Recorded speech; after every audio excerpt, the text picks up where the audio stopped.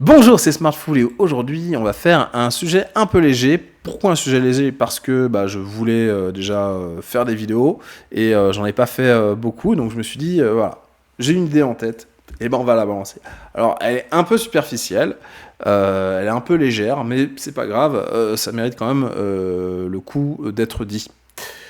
L'idée, et on va mettre en exemple tout de suite pour pouvoir illustrer, ce sera plus simple, et on sera plus direct, et on va tout de suite même visualiser, ce sera mieux. C'est qu'en séduction, voilà, vous aimez, vous aimez, c'est un terme un peu fort, mais vous êtes amouraché d'une femme, et vous vous rendez compte que le courant passe pas tip top. Bon.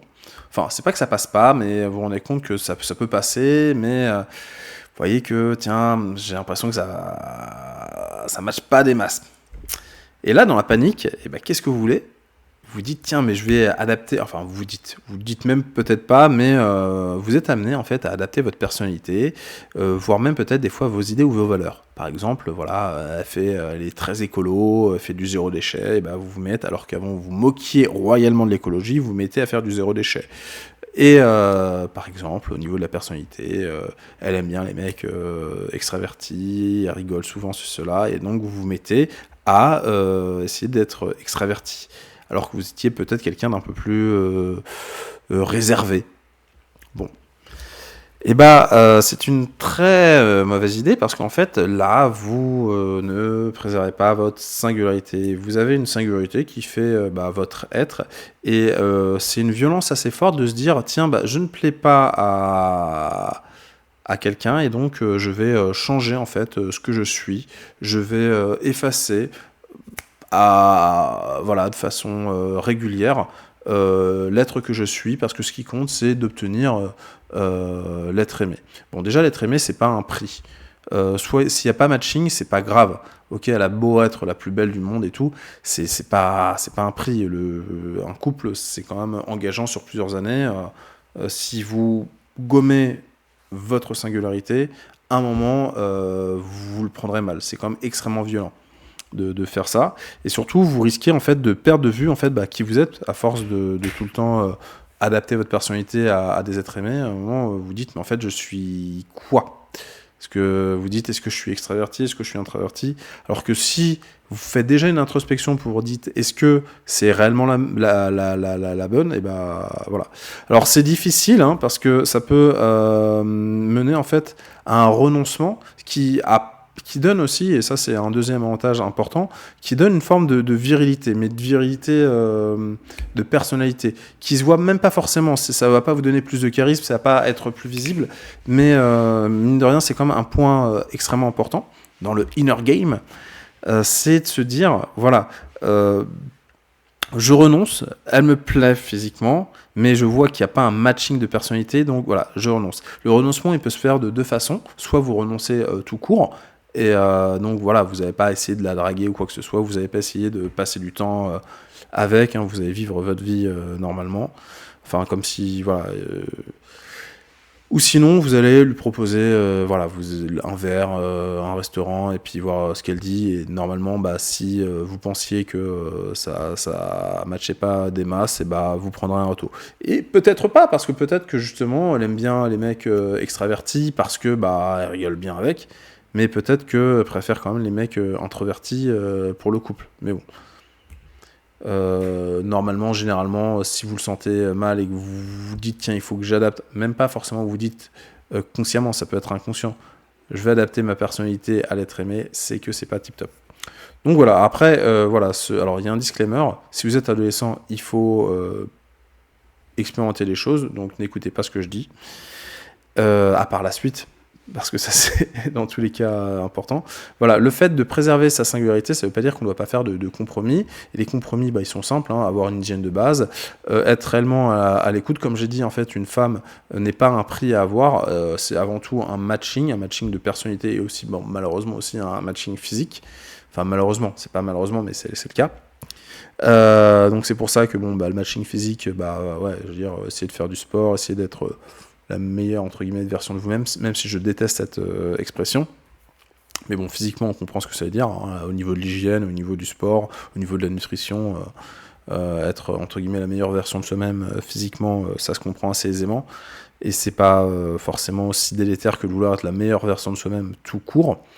Avoir donc une réelle écoute, si on s'est amouraché de la personne, est-ce que c'est uniquement pour avoir une relation sexuelle, ou est-ce que c'est dans l'idée de créer quelque chose? Dans ce cas-là, voilà, avoir de l'empathie, essayer de comprendre ce que vit l'autre, ça peut être important. Et c'est aussi à travers ce travail d'empathie que vous comprendrez que, oulala, en fait, peut-être que ça va pas, et en fait, ma personnalité est pas du tout, fit pas du tout en fait à la sienne.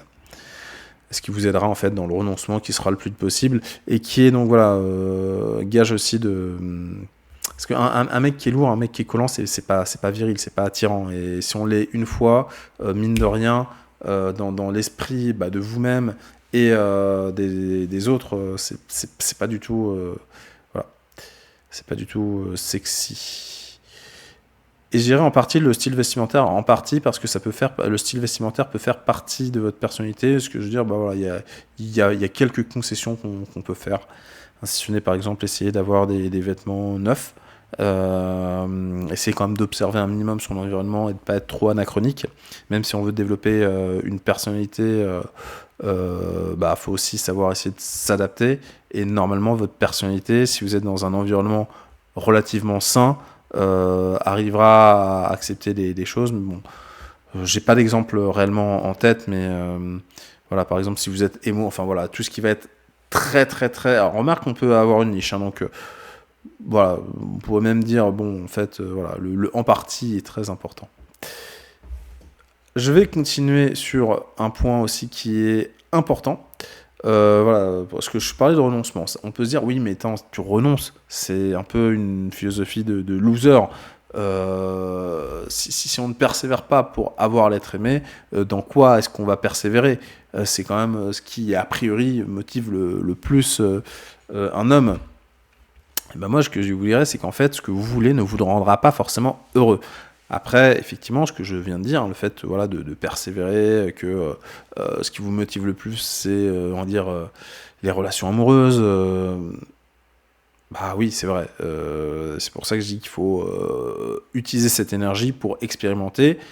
Mais faut vraiment être conscient que si par exemple vous sortez avec une belle femme, elle va plaire aux autres, et donc vous allez être jaloux, vous remettrez tout le temps en question, vous aurez peur de l'abandon, et voilà, vous allez faire des compromis parce que mine de rien vous voulez quand même la garder, et donc vous allez très probablement essayer d'adapter vos idées, votre personnalité pour la garder, parce que voilà, le fait qu'elle soit là vous rend heureux, mais en fait, en quoi ça vous rendra réellement heureux? Est-ce que vous vous êtes pas fait une idée en fait que ce désir vous rendrait heureux, et qu'une fois qu'il est mis en œuvre, participe à votre bonheur, alors qu'en soi, non, vous êtes dans une défiance, vous êtes dans une peur, vous êtes en fait dans des compromis systématiques. En quoi cela vous rend réellement heureux? Voilà, donc vous n'avez pas atteint une forme d'ataraxie qui vous rend réellement heureux, et vous n'êtes même pas atteint une pleine connaissance, enfin pleine connaissance de soi-même. On n'a jamais une pleine connaissance de soi-même, mais vous n'avez pas atteint en fait une satisfaction de ce que vous êtes en fait. Vous êtes tout le temps sur le qui-vive, comme un SDF sentimental qui, parce qu'il est tout le temps dans une forme de précarité émotionnelle, ne peut même plus consacrer un peu de temps à faire l'introspection pour soi-même. Je suis allé un peu loin là. Bon, bref, peu importe. Je vais donner un autre exemple pour sortir du côté de la séduction. Aller dans l'espace. Il y a beaucoup de gamins qui veulent devenir astronautes. Sauf qu'en fait, astronaute, c'est pas du tout un métier passionnant. C'est un métier qui va nécessiter des entraînements physiques. Si vous êtes sélectionné, des entraînements physiques quotidiens, une nutrition extrêmement rigoureuse. Thomas Pesquet, par exemple, je crois qu'il court 10 km par jour. Donc c'est pas rien. Hein. Donc c'est très prenant, et je suis pas sûr que ce quotidien fasse rêver tout le monde. Bon, ça nécessite de longs apprentissages scientifiques, donc en maths, en astronautique, faut savoir comment vraiment fonctionne la navigation en fait dans l'espace. Faut avoir une expertise des procédures, faut que ce soit un réflexe et pas simplement lire le manuel. Enfin, c'est un métier qui est extrêmement lourd scientifiquement parlant, techniquement parlant, et physiquement parlant, en termes d'habitude, faut faire partie des meilleurs. Il suffit pas simplement, ok, on a compris 2-3 formules de maths, on peut le faire. Non, faut vraiment faire partie des meilleurs pour être sélectionné, des meilleurs physiquement, mais aussi donc bah voilà intellectuellement. Et l'espace, c'est pas une destination de rêve. L'espace, c'est dangereux en fait. Quand on est là-bas, on est toujours sur le qui-vive. Ils sont pas en train de kiffer, ils sont pas sur une plage en train de chiller et de kiffer. Ils sont sur le qui-vive en se disant voilà, on peut mourir à n'importe quel moment et donc il faut pareil être encore rigoureux. Et certes, on peut vivre la pesanteur, on peut vivre des choses, mais ça, on peut le vivre déjà avec le. Alors quand j'étais petit, ça n'existait pas, mais aujourd'hui, on peut le vivre avec le tourisme spatial. Donc bon. Alors, sur les 2 points, parce que voilà, le but c'est pas non plus d'être trop dur, c'est de se dire dans l'espace, qu'est-ce qui est intéressant ? Dans l'espace, ce qui est intéressant, c'est l'épopée spatiale, de contribuer en fait à ce que l'humain aille dans l'espace. Or ça, on peut le faire en s'intéressant à l'aéronautique, en s'intéressant au spatial, en devenant ingénieur, ou en tout cas en travaillant dans ce secteur-là, dans le secteur de l'aérospatial. Bon, c'est pas accessible à tout le monde parce que y a des pays qui n'ont pas d'industrie aérospatiale, mais bon, par exemple en France, on en a une. Donc on peut s'intéresser à ce domaine-là, et c'est beaucoup plus accessible de devenir ingénieur aérospatial que de devenir astronaute.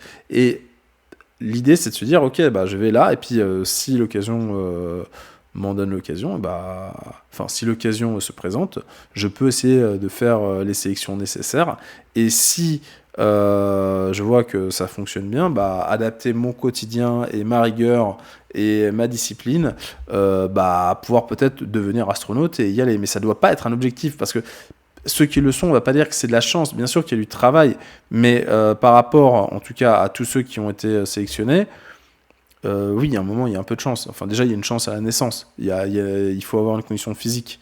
Donc oui, il y a de la chance.